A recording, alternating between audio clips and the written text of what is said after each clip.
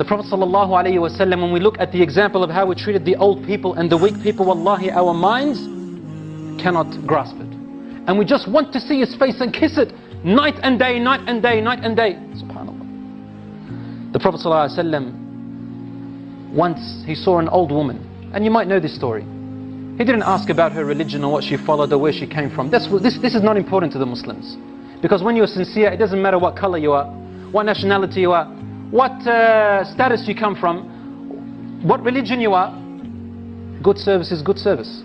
So Prophet ﷺ saw this old woman. She had no one beside her to help, and she was trying to lift some luggage up onto her satchel, onto her camel, and trying to go home.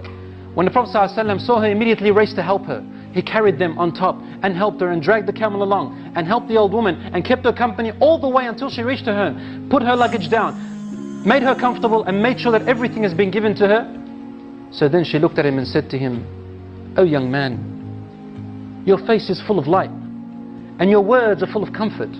You bring softness to my heart and you are one of the best people I've ever met. I thank you for this company. How can I ever repay you?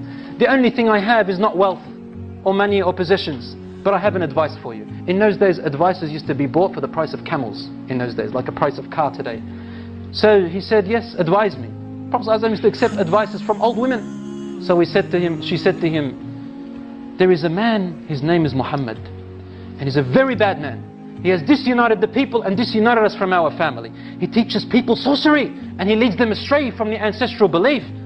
Keep away from him. I don't want you to be destroyed. You are too good of a man." So then, wallahi, this is a true story, ya akhwan, true story. And she said, then finally she asked him for his name. And the Prophet ﷺ is patient and calm. What would one of us do?